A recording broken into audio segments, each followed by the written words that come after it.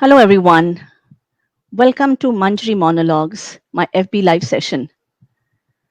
Today is a very special day because we have a very special guest with us.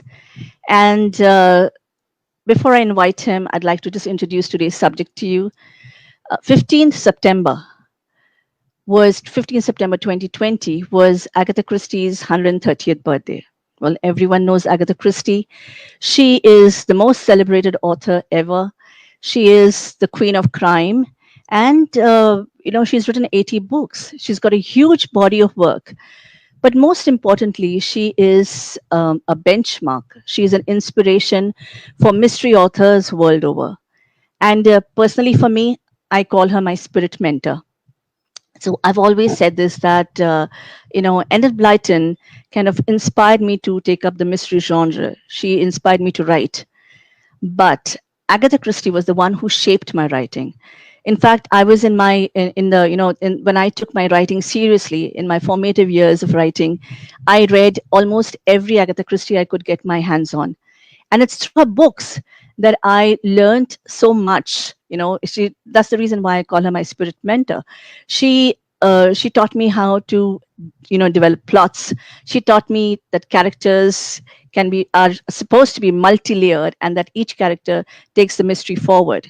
And most importantly, she taught me the grand finale. It's the Agatha Christie trademark, revealing who the murderer was and who done it right at the end. It's like, it's a grand thing. So that's what she really taught me. And uh, you know, she made it a point that to see that the suspense element stayed alive right till the end of the book, right till the last page. And that's what I learned from her writing. So for me, she's very special. I call her a creative genius. And, it's really, how should I say that every author, I think, aspires to come up to her standard at some point or the other. And that's because she's done almost everything that needs to be done in mystery writing. There's nothing. Every time I think of something original, I realize she's already done it. So she's explored every mystery angle, every mystery plot, and that's a creative genius. And that is why today it's a really special privilege for me to be talking to her grandson, Mr. Mathew Prichard. And before I invite him into the studio, I'd like to introduce him to you. So Mathew Prichard has been the chairman of Agatha Christie Limited from 1978 to 2015, and now he's a board member, continuing his interests in the theatre side of the business. In 2012, Mathew was awarded the Prince of Wales Medal for Philanthropy for his work supporting the arts in Wales. Among other things, he has been the executive producer on the largest big screen adaptation of Death on the Nile from 20th Century Studios, which is coming to theaters this October. Mathew is on the board of trustees for the International Agatha Christie Festival, which takes place in Turkey and celebrates Agatha Christie's legacy through various arts, cultural, educational, and heritage activities. So I'm going to welcome Mathew now. Just hold on a minute. Hello, Mathew. Good evening. Welcome to Manjiri Monologues. Thank you for joining me today. It's a great pleasure for me. Great. So, Mathew, I was in Turkey for the International Agatha Christie Festival in 2015. And I remember very well, it was a session got over late in the evening, and I saw you, and I was so excited. And I remember coming up to you and asking you if I could take a selfie. And you were so amused, and of course, you indulged. But Mathew, I'm sure you get a lot of this kind of fan adulation. The world looks on Agatha Christie as the queen of crime. But how do you look at her? And what does it mean to be the grandson of Agatha Christie, the queen of crime? Well, I suppose if there's one word which, to me, characterizes my relationship with, by the way, for this interview, I always used to call Agatha Christie Nima, which was apparently my first attempt at grandma. Okay. Not you may think very close, but that was what I called her. So if I call her Nima for short, I hope your viewers will understand. But I'm sure they will. But the one word which encompasses my relationship with her is gratitude. From a very early age, well, really almost as soon as as long ago as I remember, when I was about 3 or 4, she was the linchpin of our family, because my father was killed in Normandy in 1944 when I was 1. And it really, threatened to destroy my mother's life, because obviously they were very close, and it was such a surprise, and she had to wait such a long time before she finally heard that he was dead and all that kind of thing. But Nima came down frequently, and gradually over the next 4 or 5 years, we became a family again. And there were, a number of people, obviously, who were partly responsible for that. Finally, of course, my stepfather, who she married in 1949. But Nima was at the helm of restoring us as a family unit. We used to spend time down in at Greenway in Devon, and we used to see each other frequently, and this was the basis of our relationship. And I think, it is well known that for a happy person really needs a happy childhood. I think that is even a quote from Nima somewhere. And I had a happy childhood, and it was Nima who was really at the center of that. And for that, I feel very grateful. Later on, when I became, a potentially rebellious teenager, and I became grown up, I think the characteristic of our relationship was again gratitude, because she never ever tried to persuade me to do things that I didn't want to do. In fact, almost the reverse. She pushed me gently into the things she thought I was suitable for, and which she thought would be elements in my future when I was grown up. My love for the visual arts, which you referred to in your introduction, was very much her idea, and she took me to shows, and also my love of opera and all that kind of thing were things that which she encouraged me. The one thing she failed completely, she tried very hard to make me a Shakespeare fan, and I remember going to see King Lear with her, and her saying to me, "Matthew, as long as you live, you will never see King Lear played better than by Paul Schofield, who was a famous King Lear in those days in the 1950s. And I said to her, "Nima," I said, "don't worry, because I never intend to see King Lear ever again." Okay. This was the type of exchange that really came very naturally to us.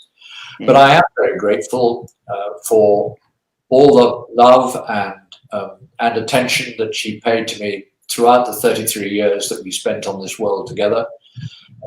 And I think when I was grown up,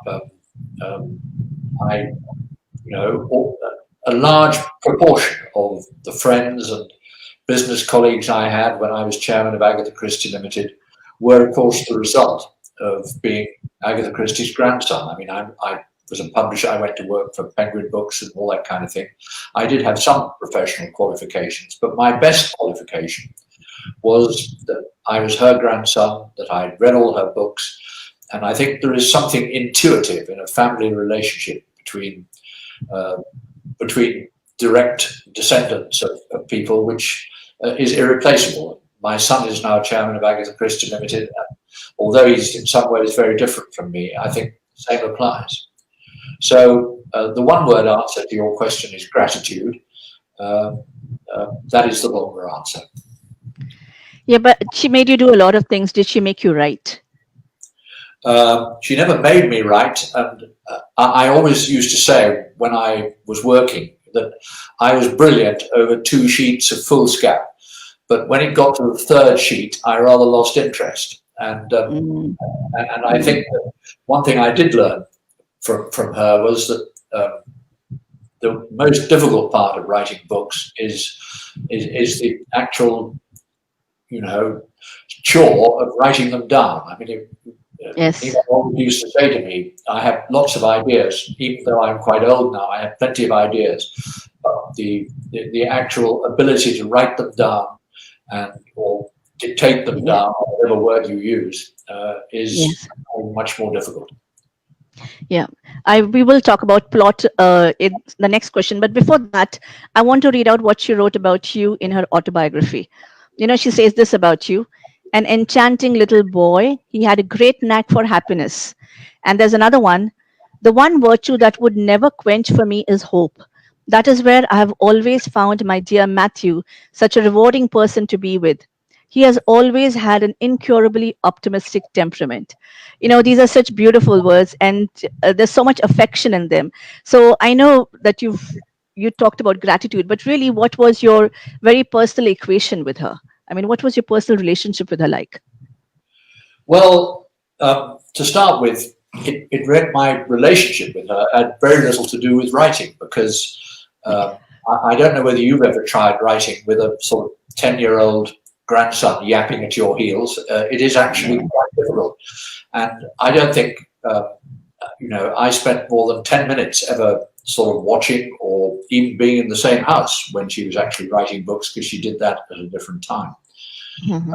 But I think the question of hope, I hope that I still have these characteristics, although goodness knows with the virus that's around at the moment, it's very hard to be optimistic.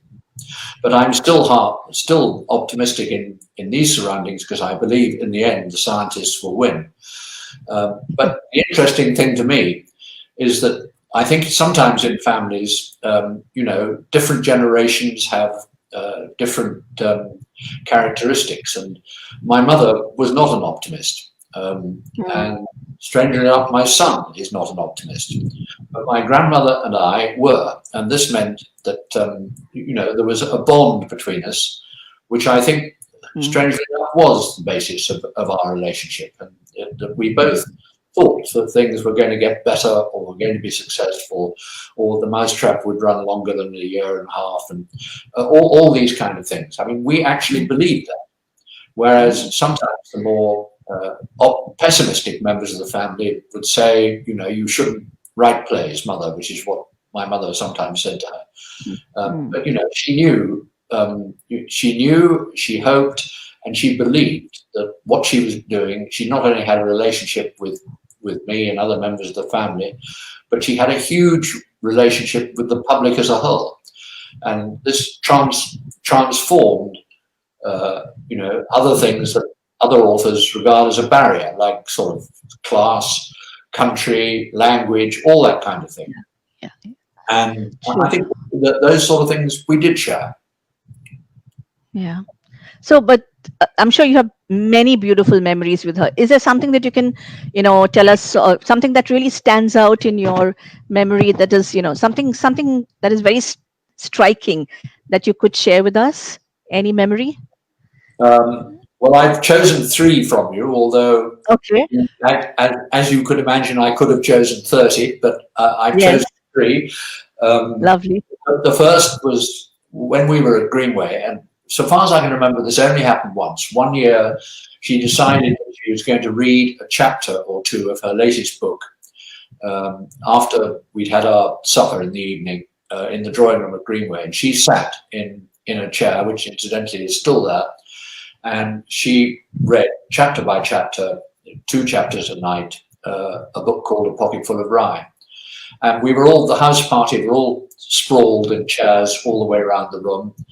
And when it got to this stage in the book, she would say, right now, she'd say, she went around the room, she said, who do you think did it? Who do you think did it? And all this kind of thing. And my step-grandfather, Max, spent most of the reading asleep, because he probably had a few glasses of wine in the evening. And anyway, it finally got round to Max most evenings, and he said to her, he said, Agatha, he said, you know it's Lawrence. It's got to be Lawrence, And she'd say, well, why, Max? And he said, I have absolutely no idea, but it's Lawrence. And I was later told that he hadn't read the book, or she hadn't discussed it with him or anything, but he was determined it was Lawrence. Okay. Needless to say, it was Lawrence. I suppose we should have had a spoiler for that one, because if any of your readers want to, To read the book, yeah. read the book, then they know. Anyway, that was the first memory, but what I want to convey is the atmosphere, which was very, and that was really almost the only time when, we actually did something together that was actually to do with writing. The second one happened a lot later, when I just about left school, and we had a trip to the opera festival at Bayreuth, which performs Wagner, and there were the three of us, me and Nima and Max, and we stayed in a nice hotel, and we devoted, I think it was 7 or 8 days to Wagner. And we got up in the morning and we read the books and we saw the opera in the evening. They have a plan there that you go to the first act, and then you have an hour and you have something to eat, and then you have the second act, and then you have something more to eat, and then you have the last act to eat. She went under an assumed name, which only lasted for 24 hours before somebody recognized her. But that's almost the only time I can remember when I spent time with them on their own, and we got immersed in a subject which had absolutely nothing to do with writing at all. And I mean, as I say, I was 18 or 19 at the time, and it had the perhaps unsurprising result that I've been a Wagner supporter and enthusiast ever since. And I'm sure that was quietly why she took me, because she knew that I had a liking for music, and I used to sing a bit when I was young, and I tried to play the piano, but that wasn't a great success. But anyway, opera has been part of my life, and that was really in my bones. That was where it began. And the last little example I'll give you is that in 1969, 6 or 7 years before she died, she had her portrait painted by a famous artist called Oskar Kokoschka, who was a friend of mine, and we had wondered who we were going to get to paint her, so to speak. And we tried a lot of British artists, amongst ourselves, and we couldn't find a suitable one. Finally, one of my friends said, well, why, he was always known as OK, why don't you ask OK? So I said, well, why don't you ask him? And so he did ask him, and it turned out that Kokoschka was a great Agatha Christie fan, and he painted this wonderful picture, which is in the next door room here. And they had a great relationship. He spoke quite good English. He drank a bottle of whiskey at each session. She, you probably know, didn't drink alcohol at all, which really upset him. We used to go out for lunch afterwards, and he used to insist on having kippers and a glass of Guinness, which is an Irish form of beer. And that also I remember because of her ability to communicate and cooperate in quite a difficult artistic performance. I'm referring to the art of sitting for a famous artist, because you have to, even though she doesn't do any painting, you have to do the right things and basically do what you're told. And Nima wasn't very good at that, but she was brilliant with OK. So those 3 instances. As I say, there are probably many. Yes. So since you mentioned Greenway, I went to Greenway when I was there for the festival, and I went, and there was this armchair that they told me was Agatha Christie's armchair, but there was a sign there which said "Do not touch," and I wanted to touch that chair and sit beside it. So I asked someone to click the picture, and the good lady who told me not to touch, kindly looked away while I quickly touched the chair and took a picture. So, so I believe that must be the chair where you must have sat and probably listened to her story. I'm sure it was the chair, yes. But I think the trouble is the National Trust, who now own Greenway, they are very particular about what their visitors do. I think sometimes too particular. And I remember I collect modern art, and I once went to see Henry Moore, the famous sculptor, in his studio near London. And he said it really upset him to see signs at picture galleries all over the world which said about his sculptures, please do not touch. And he said to me rather plaintively, he said, that's what I make them for people to touch.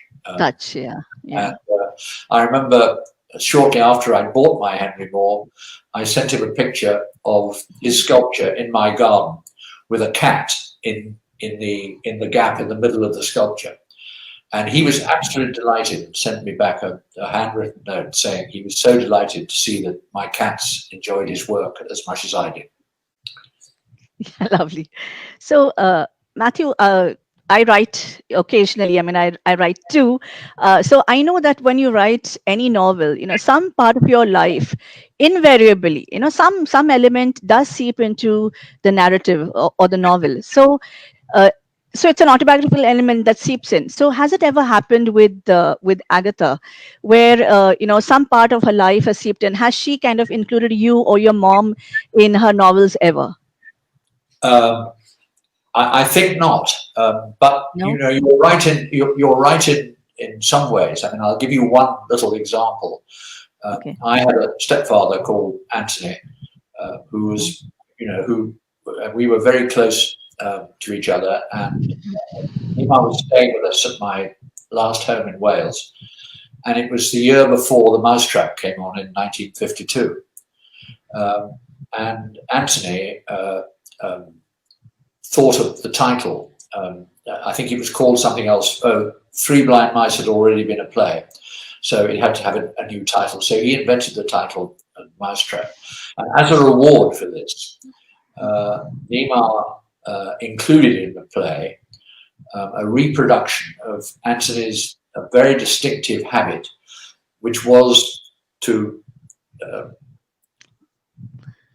pluck the hair or twirl the hair?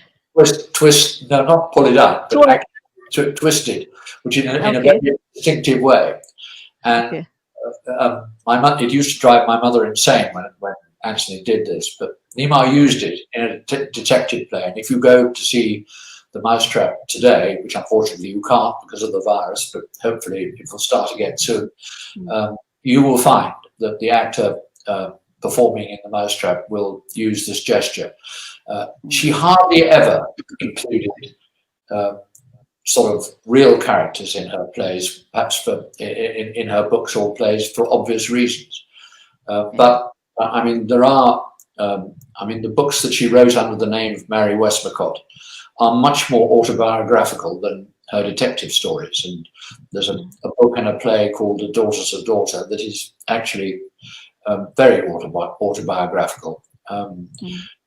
So much so that it was hardly ever performed during her lifetime. I think she felt she'd gone a bit far or something, but it did occur. But fortunately, the other thing is that although I don't think any of us are reproduced, one of my, well, possibly my favorite book, Endless Night, is written around three young characters, all of whom were about the same age as me and my friends at the time when the book was written.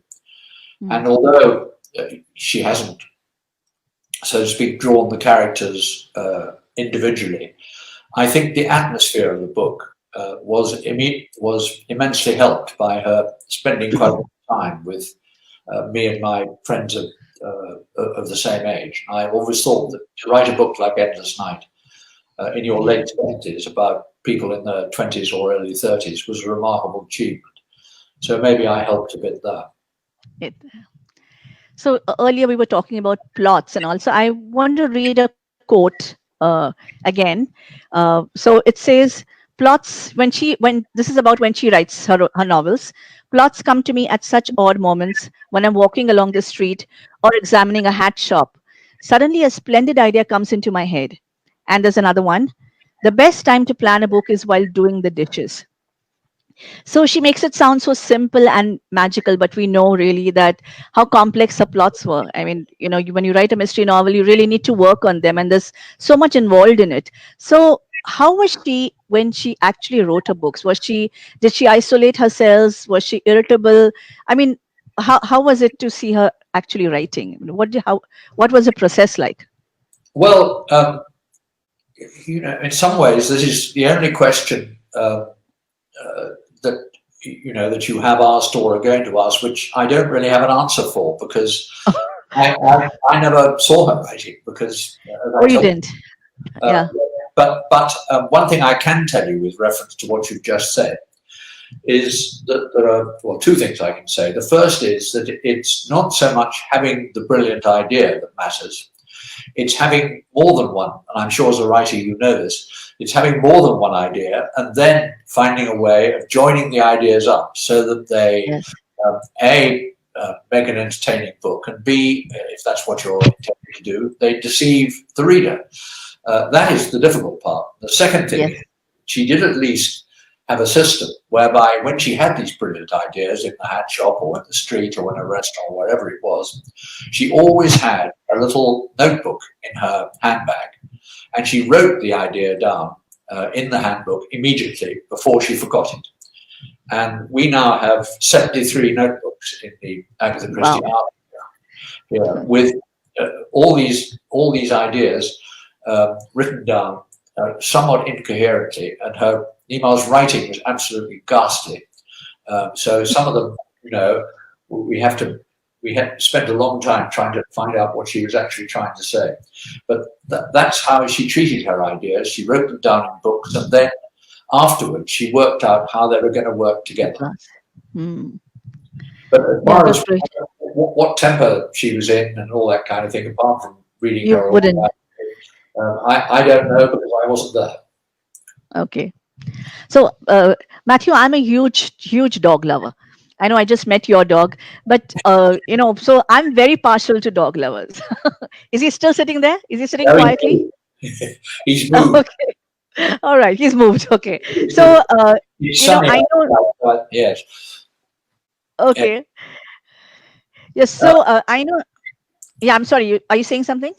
no. I was going to say, I think uh, dogs is a subject. Strangely enough, it's one of the few subjects that actually, if you say about Nima, my mother, me, and all my children, we all have dogs. I mean, we are, so to speak, all of us. I think we're naked without dogs.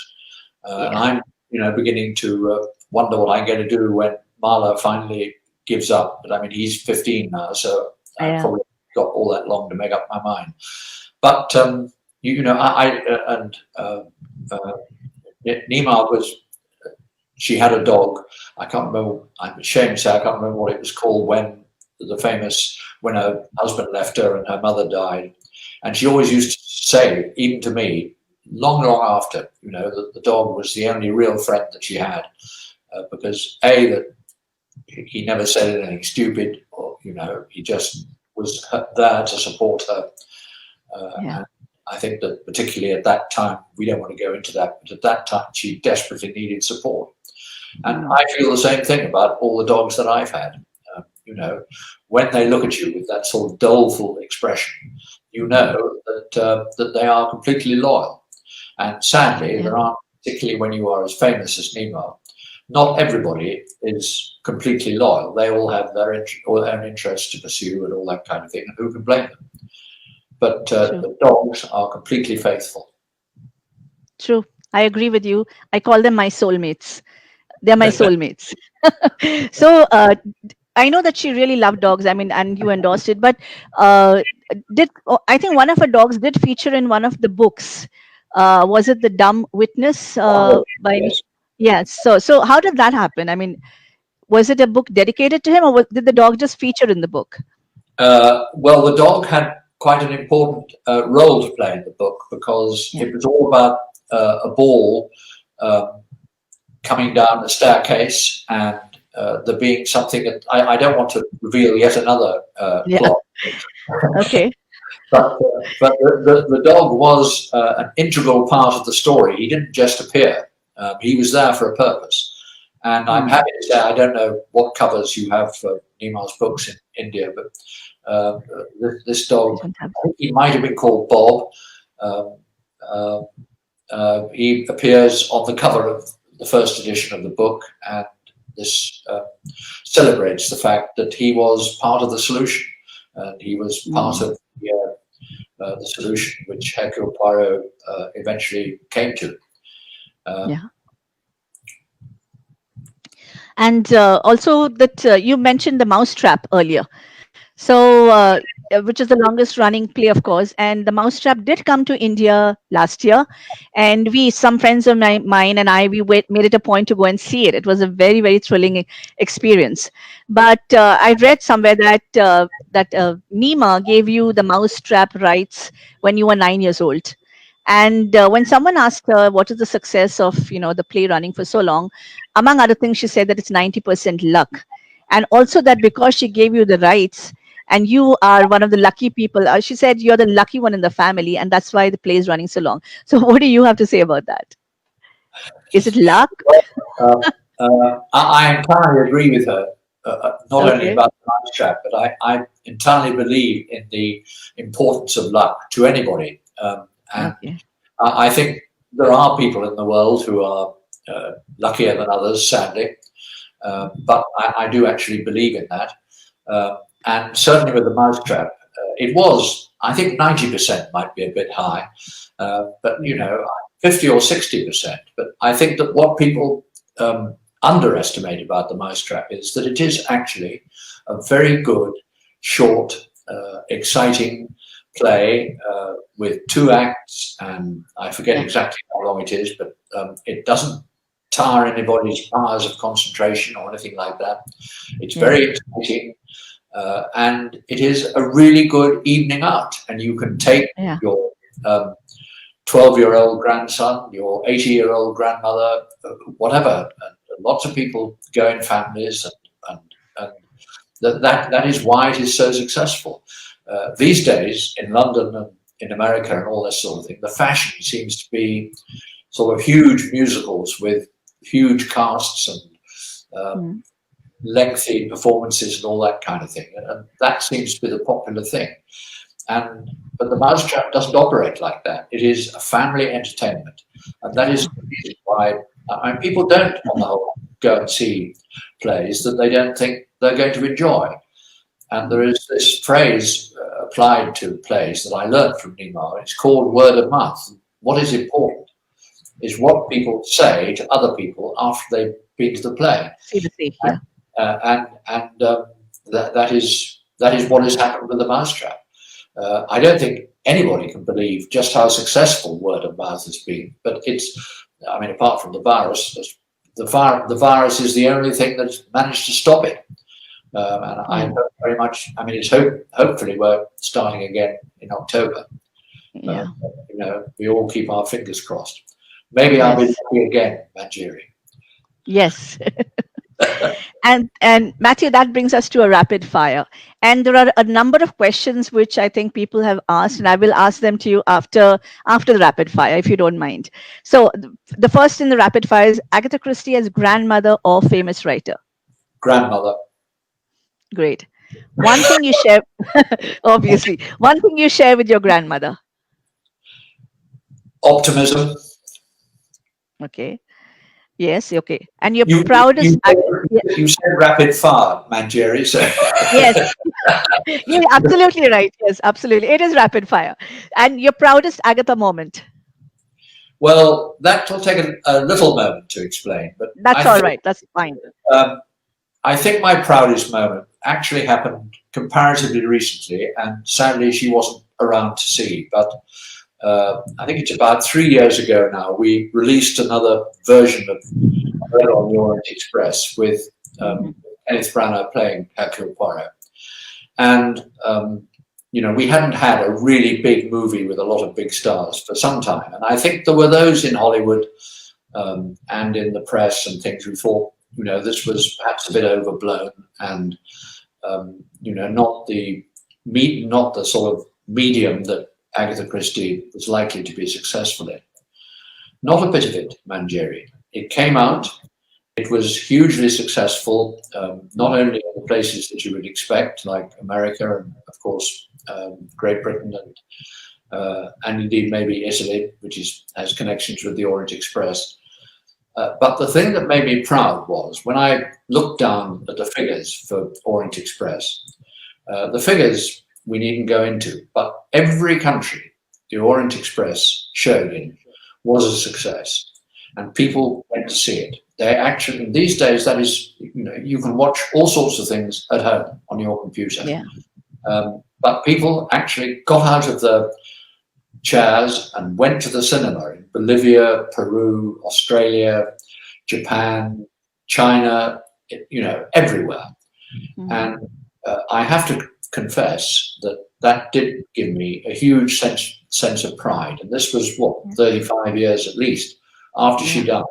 And yet, a brilliantly made film with a brilliant star playing Poirot. But people actually went. This is not meant to be critical of 20th century Fox, or which is what they were called when the film was made, or Kenneth Branagh, or any of the other staff. What people went to see, and nobody will ever convince me to the contrary, they went to see Manjiri and Agatha Christie. And that was for me a great moment of pride. Yeah. I saw the film too and I loved it. So it was beautifully done, yes. My son, who's seen it, says that Devil on the Nile is even better. Okay. I don't know. I don't want to comment. But I love the film as a whole. It was beautifully shot. And of course the plot is brilliant. So your favorite book, but I think you've already told us about it, Endless Night, or is there another one? Endless Night, no. I mean, if I was to have another one, I'd choose one of the early Miss Marple's, Body in the Library or Murder at the Vicarage. Okay. I was asked on another interview not very long ago, the last question was, are you a Marple person or a Poirot person? And yes. I am actually, and I'll kill you if you tell David Suchet this, I am actually a Marple person. So. Okay. I'm a Poirot person, so. Okay, so well, my favorite book is The Murder of Roger Ackroyd. I think it's a masterpiece, and I call it my Bible. So. Very good choice. Yes. Yes. Okay. Yes. One of the interesting facts is that what is now called And Then There Were None, which is unquestionably one of her best books, but it is far and away the book that sells the most copies all over the world of any of the others. I mean, Murder on the Orient Express is next, but And Then There Were None is obviously everybody's favorite. Yeah, favorite, yeah. And, I think it's on several school lists. Certainly it was in America for a number of years and all that kind of thing. But it is a marvelous book. However, you and I have individual choices, and I think both of them are great choices. Yes. Okay, last in rapid fire, describe in one word your relationship with your grandmother. I'll use two. Great happiness. Lovely. And the last question from me before we head to the comments is, this is a fun question, of course. Nima's birthday is on 15th September. Your birthday, which is approaching, is 21st September. And my birthday is 30th September. Do you think there's anything special about September-born people? Well, if I may, Manjiri, I'd like to add a name to that list, because my stepfather, Anthony, who was one of the people in life who I was most fond of, sadly died now, of course, but his birthday was on September the 29th. Okay. And, so that's another one to add to the list. Yes. And I am not, I can't remember exactly what the word you used for this kind of thing. I'm not up in astrology. I know. No, just. Are you a Virgo? Are you a Virgo? No. It's nothing to do with astrology. It's just, do you think there's anything special about September people? Well, maybe are we all optimists? I don't know. But I think that may have something to do with it. My stepfather was certainly an optimist. Nima was an optimist. I'm an optimist. I am one. Yeah, good. And my mother was born in August and wasn't. And my son was born in March, and he really isn't. Or he's a cheerful person, but not perhaps a complete optimist like me. But September is a busy month for birthdays, and I hope you have a very happy one on September the 30th. Yes, thank you very much, and you too. So I'm going to now head to the questions quickly. We'll take 1 second. Just a minute. Okay. Okay, here's one from. Would your grandmother ever discuss her novels with you? Would she ask you for ideas? I think you already answered that. Yes, this is one. Did she write her novels on a typewriter or by hand? I think she started off writing them by hand, or possibly, I mean, we have and then she moved on to a typewriter. We actually have one of her old typewriters in the archive, which I'm sure at the time when she owned it was a state-of-the-art typewriter. All I can tell you is it doesn't look like that now. And in the 1960s, she moved to a dictaphone, which she spoke into, and then sent the tapes away to be typewritten by someone else. So she moved with the times to a certain extent, sort of technologically speaking. But she always did quite a bit by hand. I mean, she corrected manuscripts by hand, and all that kind of thing. But she wrote she began in 1920 and finished in 1970, roughly, over 50 years. And she never, it's hard to remember this, somebody of her ingenuity never even couldn't spell the word computer. Sometimes I'm a bit jealous of her, but there we go. Okay, the next question is, do you know how many Hindi films are based on Agatha Christie stories? There are many. Sorry? How many Hindi films are based on her novels? There are many Hindi films based on her novels. Bollywood. Oh, Bollywood? Yes. There are many Hindi films, yes. No. I have a list. I'll send it to you. Right. Then there's another one. Did she come up with her own titles, or was that a part of the editorial process? Almost always she came up with her own titles. And though I say so myself, I think she was brilliant at creating titles. I mean, I can't remember them all, but Sparkling Cyanide, Endless Night, quite a lot of them, as you know, were based on nursery rhymes. Yes, yeah. There's the one that we can't mention any longer, but that was a nursery rhyme. And I think that Murder is Easy is another brilliant title. I don't say that her publishers and the rest of the family or whatever, like in the case of The Mousetrap, we didn't help her occasionally, but basically she chose her own titles. Yes. Okay, here's another one. Maybe an online version of Mousetrap. Is that likely?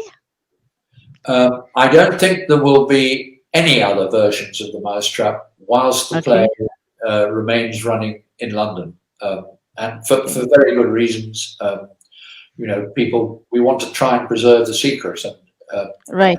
I'm sure you've seen The Mousetrap, and you know what the murderer says before you leave the theatre in the evening. He begged you not to reveal. Not to reveal the. Yes. That's very cute, actually. Yeah. Okay, here's the next one. What was Agatha Christie's personal favorite book? Story and her least favorite, both favorite and least favorite. Well, I think I heard her say. I heard her say different books on different occasions. I mean, she occasionally used to read her own books, and I'll name you two or three that I know are her personal favourites. I mean, one was A Murder is Announced, which is a Miss Marple, which was actually her 50th book and it came out, I think, in 1950. That's right, yeah, 50th book in 1950. She was very fond of a book called Ordeal by Innocence, which was sort of, I think, late 40s or something like that. to be quite honest, I wasn't quite so sure that I agreed with her. And she always hated Mystery on the Blue Train. Okay. Okay. There's the next one is who were the writers who inspired Agatha Christie or her favorite authors which she read as a child? Well, Dickens, obviously Conan Doyle, and if I then say and everybody else, I say so because she was the most omnivorous reader that I've ever met in my life. And when we were down in Devon, she used to get these parcels of book from Harrods department store, wrapped up in brown paper and string, and half a dozen books in each package. And it used to take her a week or at most a fortnight to read them, and then she sent them back, and she got another. She read absolutely everything. But there is no doubt that Dickens and Conan Doyle were, she loved Marjorie Allingham, who was a contemporary of hers, and Niall Marsh, who she knew slightly, and P.D. James was another contemporary. Was it also Daphne du Maurier also? Yes. Yeah. She's my favorite too. Another product of our West Country. Yes. Okay, who was Agatha Christie's favorite detective, Poirot or Miss Marple? She never expressed a preference, but there were times when everybody never did that she was going off Poirot, and I think the only reason she went off Poirot is that because he was so popular during her lifetime, publishers, if she wrote a book on Miss Marple, or worse still, a book without either of them in, the publishers moaned and grumbled and said, "Why can't we have a Poirot?" Well, they did end up with 40 or however many it is, so they can't really complain. But literally speaking, she didn't really have a preference, I don't think. Yeah. There's one comment, one second. There was one where she got Mrs. Marple and Poirot together. A book. I think this is a comment on a book that she got both the detectives together. No. No? Okay. There's no such book. No, I think somebody else might have written that, but I don't think she did. Okay, but not her. Okay, fine. Okay, any tips? Okay, here they are. Any tips on how to stay optimistic during these COVID times? A very good answer. And I just think we have to try and live our lives, be as unselfish and patient as we can. And hopefully that the scientists will come up with a solution, which means that we'll be able to go back to traveling, which I'm very fond of, and be able to see my grandchildren, which has been greatly restricted over the last 6 months. But I'm optimistic. I'm very fortunate to be able to live in a nice house with a nice wife and a nice dog. And at times like this, you thank the mercies that are around you. True. And you can also travel to India when this whole thing passes. Yeah. Right? Yes. You can come to the Pune Lit Fest as promised. Yeah, as promised. Well, I'm frustrated by my own health twice already. So I know. So we're going to make that happen. Yeah. Okay, here's another one. I think we're going to. Why did she pick mystery as a genre? Would you know? Not really, because that was 20 or 30 years before I was born. But I think she began writing seriously to be in competition with her sister Madge. And Madge didn't write detective stories, so Nima did. And then she wrote one, and after being refused by a number of publishers, she finally got it accepted by the Bodley Head. And then it was successful, and then Poirot, I remember her offering advice to somebody about inventing a detective. Don't do what I do and invent a detective who is in his 50s or 60s, because if you do, then you are stuck with him for the rest of your life, and he's too old for most people. But I think it was partly coincidence and partly she discovered she was quite good at it. Hmm. There's another one. Okay. Whose style did she follow before making her own Well, writing style? Yeah. I don't think anybody who is as successful as her really copied, which I suppose is what the question is about, anybody. I think that she was her own person. I mean, nobody's like Hercule Poirot or Miss Marple. And I think most of us, certainly me, but of course I'm biased, but when you pick up an Agatha Christie, it doesn't take you long to know whose book you're reading. I think she was very individual. I think a lot of people, the other way around is probably true. There are a lot of crime writers these days who consciously or unconsciously use Agatha Christie as a sort of benchmark. Yes. But I don't think she did. I mean, unless you would include Conan Doyle, I suppose, to a certain extent, and Sherlock Holmes, and Poirot and Hastings. I mean, there are things that are the same, but I think she was her own person. I think you've answered this one. Which detective did she have a soft corner for, Poirot or Marple? Neither. Neither. Okay. I mean both. Sorry. Okay. Here's another one. Was she suspicious and keenly observant in her personal life, like a detective? So, were those traits evident when in her personal life? I would say that she wasn't suspicious, although rather like Miss Marple, I think she was perfectly capable. I mean, she certainly believed in evil. And recognized it when she saw it. I think that was part of her religious beliefs. And she was certainly keenly observant. I mean, that is very true. And that was true, when she saw things or heard things, she wrote them down in the notebooks, and sooner or later they appeared in books. But suspicious in a sort of nasty sense, I have never known a least suspicious person in my life. But keenly observant, yes.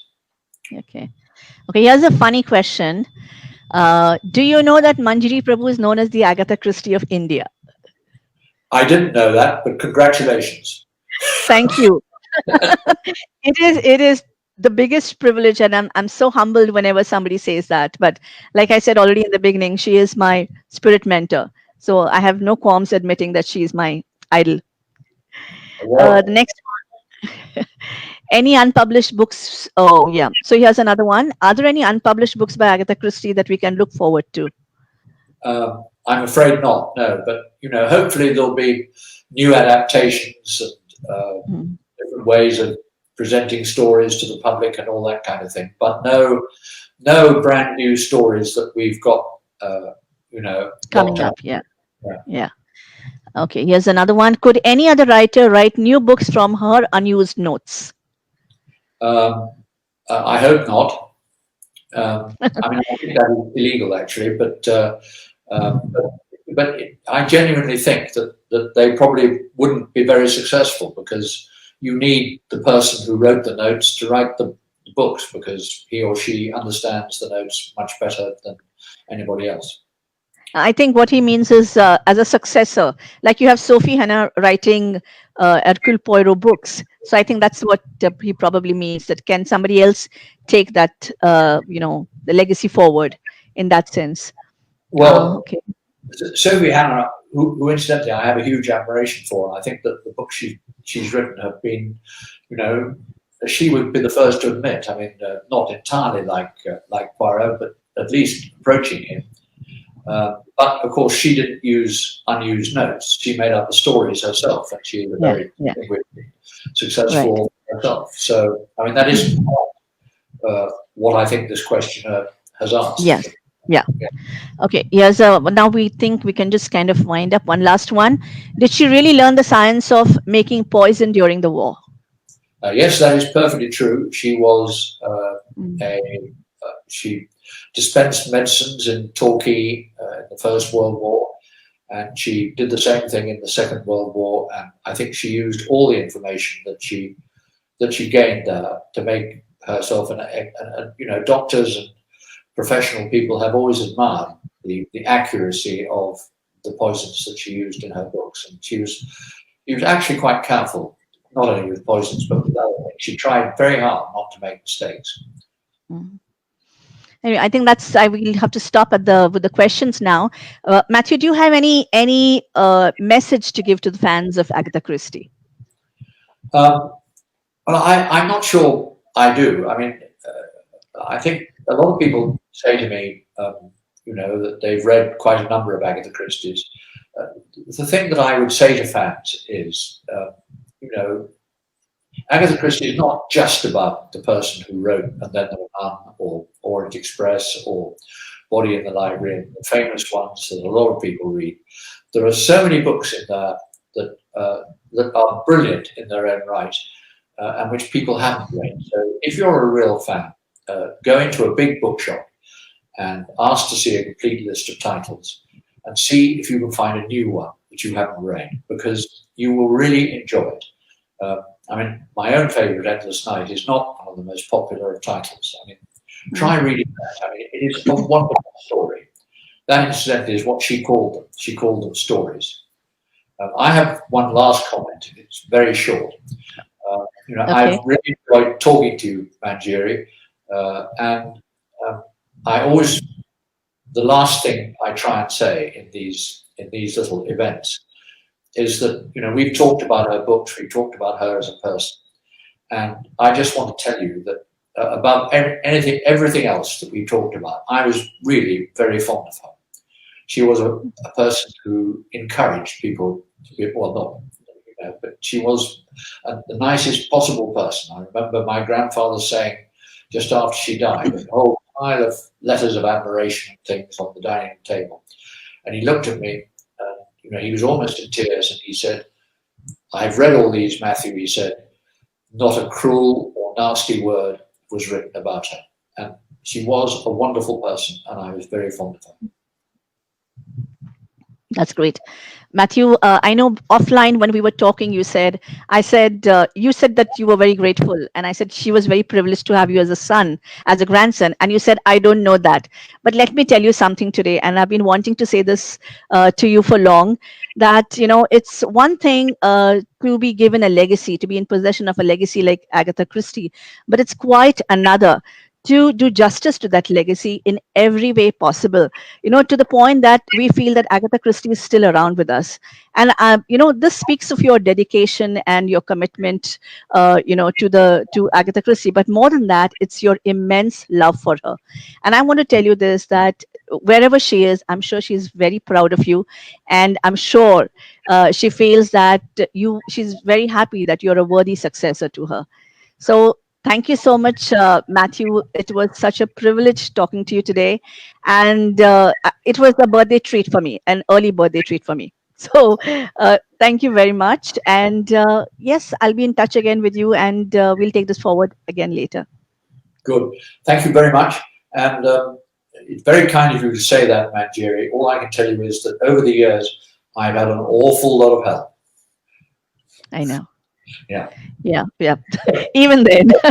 Then. Nice to talk to you. Yeah. Thank you so much, and take care.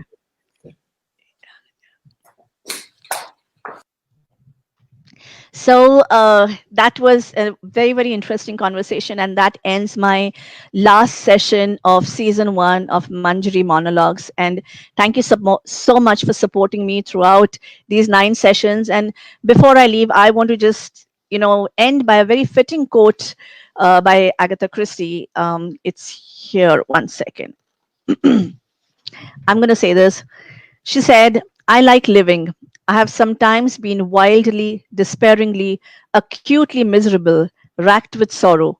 But through it all, I still know quite certainly that just to be alive is a grand thing."